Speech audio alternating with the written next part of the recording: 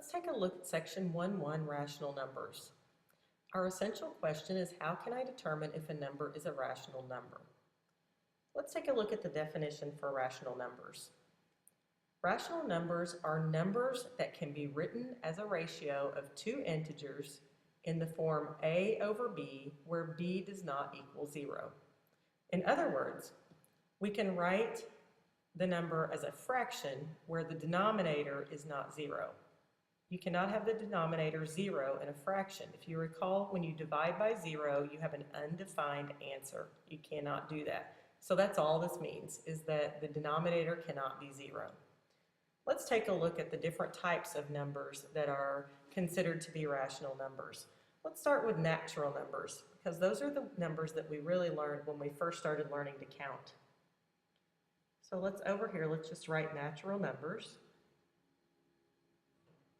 And natural numbers, we're going to have a bracket. We start with 1, 2, 3, ...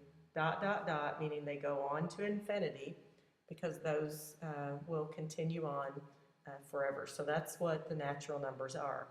So natural numbers could include numbers like 4, 10, 9, 100, 150, 1,000, 1 million, 1, 2, on and on. The next set of numbers that are included in rational numbers are whole numbers.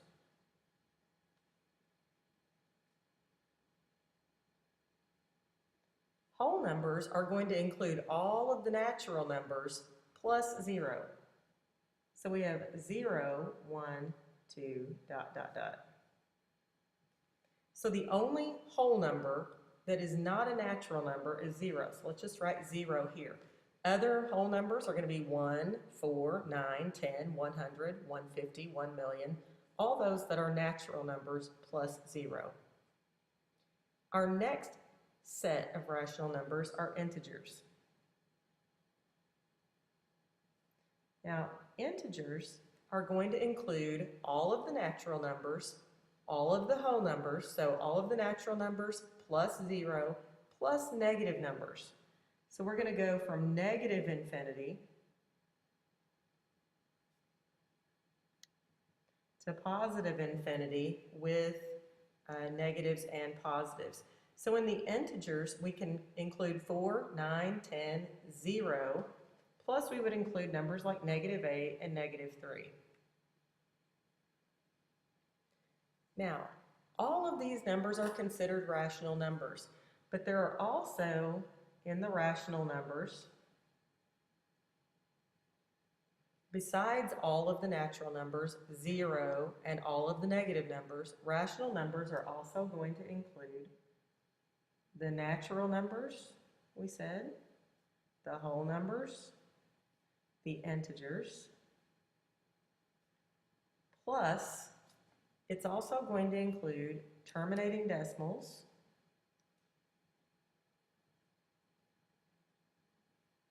repeating decimals, and fractions. So rational numbers might include numbers like 1/2, like 0.4 repeating, there's your repeating decimal, like 0.45, there's your terminating decimal, and it's also going to include negatives like -3/4 or negative fraction. So those are your sets of numbers that we know as of right now, or we need to know, and we'll include some others in those numbers later. So if you look down at the bottom of your notes, every rational number can be expressed as a decimal by dividing the numerator by the denominator.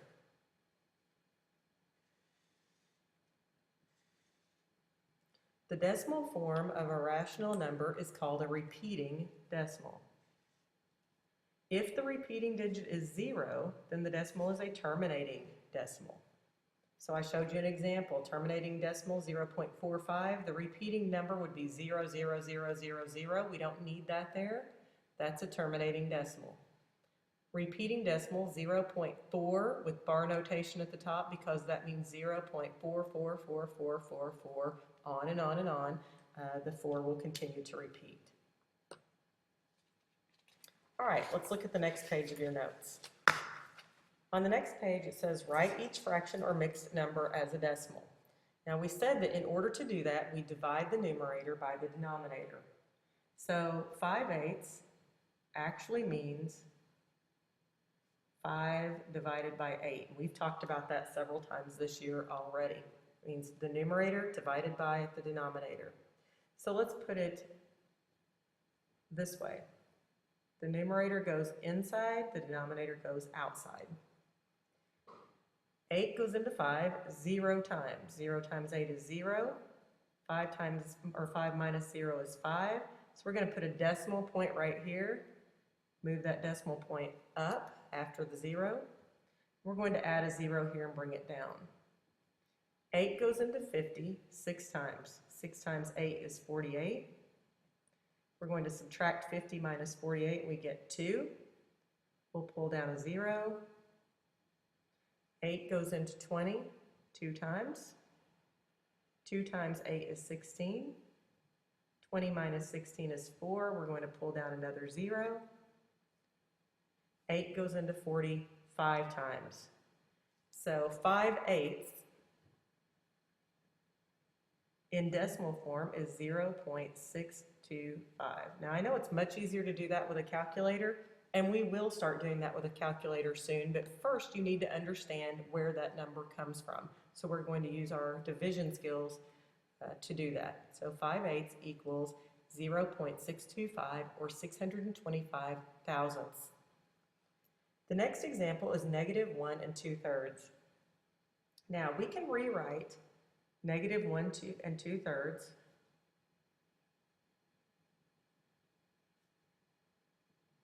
as -5/3. Now hopefully you remember how to convert a mixed number into an improper fraction. If not, you're going to take 3 times 1 plus 2. So 3 times 1 is 3 plus 2 is 5. And then we keep the same denominator of 3 because the fraction was negative, or the mixed number was negative, the fraction will also be negative, so -5/3. And then we'll do exactly like we did with the one above it, and we're going to divide the numerator by the denominator. So the numerator goes inside the box, the denominator goes outside the box. 3 goes into 5 one time. 1 times 3 is 3. 5 minus 3 is 2. We're going to put our decimal point here. We're going to pull down a 0. 3 goes into 20 6 times. 6 times 3 is 18. 20 minus 18 is 2. Pull down another 0. And you can see that it's going to repeat. So 3 goes into 26 times as well. It's going to continue to repeat. So -1 2/3 is going to equal -1.6 repeating. Keep in mind that you cannot forget if the fraction started negative, then the decimal form is also going to be negative. Take just a minute, pause the video, and work the problems in the practice section. Figure out by dividing the numerator by the denominator, the fraction equivalent of 3/4. Even though we should already know that one, I want you to do it using division. The fraction equivalent of -2/9 using division. And remember that the decimal is also going to be negative, so you might want to go ahead and write your negative here. And the decimal equivalent of 3 1/11. Now remember, you're going to have to change 3 1/11 to an improper fraction first, so you can look up above at our example to see how we did that. You're going to multiply the denominator by the whole number, add the numerator, and then put it all over the same denominator. Pause the video, work on these 3 problems, bring them to class with you tomorrow, and we'll check to see that you understood how to do them. This should be repeat for you from another grade level. This shouldn't be anything new. Okay, you should have had time to work those practice problems, so let's take a look at the next example. It says, in a recent season, the St. Louis Cardinals first baseman had 175 hits in 530 at-bats. To the nearest thousandth, find his batting average. To find his batting average, we're going to divide the number of hits, actually that should be 175, by the number of bats, 530. So 175 divided by 530. Now, if we take that out to the side, we would put 175 inside, and we'd put 530, the denominator, outside. And then we would start to figure out how to divide that. Now, to save time, I'm not going to do the long division on this one. You can see that we already, by using a calculator, came up with 0.330188672. But it wants us to round it to the nearest thousandth. So we know that the first place after the decimal point is tenths, then hundredths, then thousandths. So we're looking at the 0, and then we're going to look to the number to the right of the thousandth place. That digit is less than 5, it's 1, so we're going to round down. So the first baseman's batting average, 0.330, or 330 thousandths. Take just a minute, pause the video, and work the problem, practice problem next. It says, in a recent season, NASCAR driver Jimmie Johnson won 6 out of the 36 total races held. To the nearest thousandth, find the part of races he won. Now this one is an easier one to do, so you shouldn't use a calculator. I want you to actually use your division skills. Notice up here that we said 175 hits in 530 bats. So the first number was the numerator, the second number was the denominator. You'll do the same thing here, 6 out of 36, 6 will be your numerator, 36 will be your denominator. When you finish, come back and we'll discuss the next concept. Okay, you should have had time to work the practice problem, so let's look at writing terminating decimals as fractions. We're going to write 0.45 or 45 hundredths as a fraction. So the way we would say this is 45 hundredths. If we're going to write 45 hundredths as a fraction, then we would write 45 over 100. Now, I know that that is going to simplify, and I'm going to simplify it by dividing by the GCF. The GCF is going to be 5, and we know that they both divide by 5 because this one ends in 0 and this one ends in 5, so we can divide them both by 5. 45 divided by 5 is 9. 100 divided by 5 is 20. So 0.45 written as a fraction is going to be 9 over 20.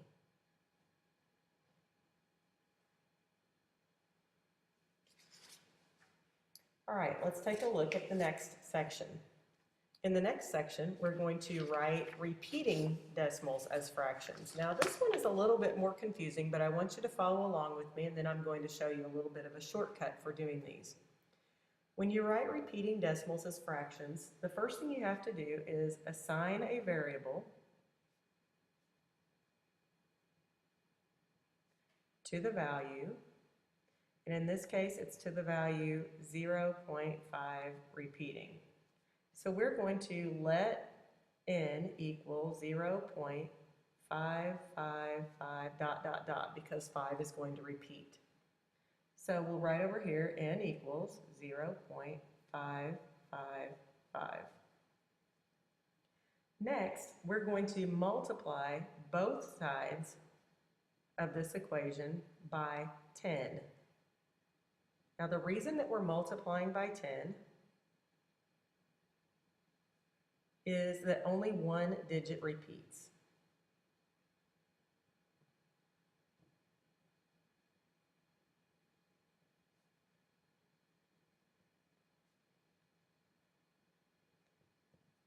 So when we multiply both sides by 10, we're going to get 10n on this side. And when you multiply a decimal by 10, basically what you're going to do is move your decimal point over 1 to the right. So we're going to have 10n equals 5.555 ... It's going to continue to repeat. And then what we're going to do is subtract n. And up here we said that n is 0.555 ...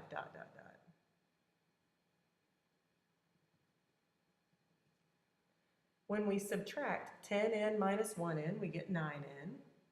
And when you subtract 5 minus 0, you get 5. And all of this, if you take 5, 5, 5, dot, dot, dot, and subtract 5, 5, 5, dot, dot, dot, you're going to get 0. So we're just going to leave that 9n equals 5, divide both sides by 9, and n equals 5 ninths. So 0.5 repeating equals 5 ninths. Seems like a lot of work, and it is, and you do need to understand how to do it, but let's take a look at the shortcut. Here we have an example, 0.a repeating equals a over 9. So if I'm going to take 0.2 repeating, I'm going to take what is repeating, 2, and put it over 9. And that's the shortcut, that's my answer. I want you to look at the next one down at the bottom here. It says 0.bc repeating equals bc over 99. So here we have 0.12 repeating equals, we're going to take the 2 that are repeating and put it over 99. But here I know that it's not in simplified form. I need to divide by the GCF, which is 3. Now I'm going to get 4 over 33. Now let's take a look at where 3 digits repeat. You get xyz over 999. So 0.123 is going to be 123 over 999. Again, I know they both divide by 3. This one is obvious. This one, if you add 1 plus 2 is 3, plus 3 is 6. 6 divides by 3, so we know that they're both going to divide by 3. 123 divided by 3 is 41, and 999 divided by 3 is 333. So 41 over 333. Take just a minute. Work the last two problems here, 0.6 repeating and 0.24 repeating, and make sure you write them in simplest form. When you're finished, come back and we'll finish up with our notes. Okay, now that you've finished those two examples, let's look at writing 2.18 repeating as a mixed number in simplest form.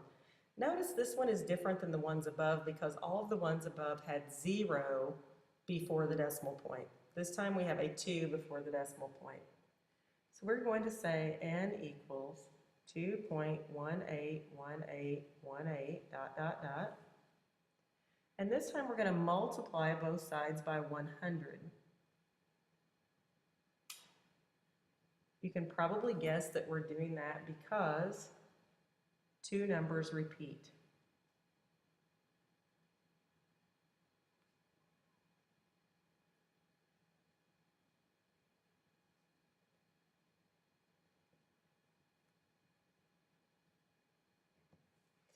When we do that, when you multiply by 100, you're actually moving your decimal point 2 places to the right.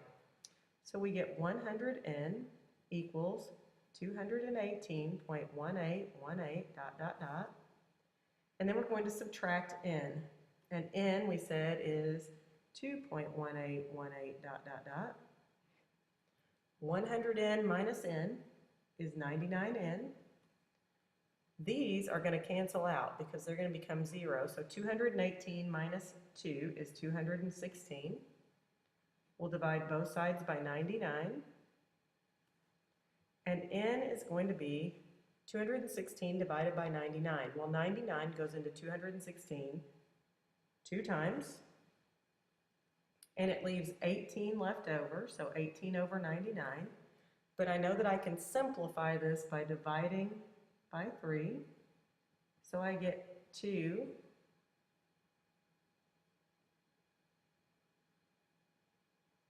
sorry, I could divide by 9, not 3.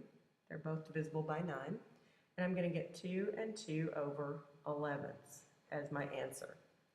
So 2.18 repeating in fraction form is going to be 2 and 2 11ths.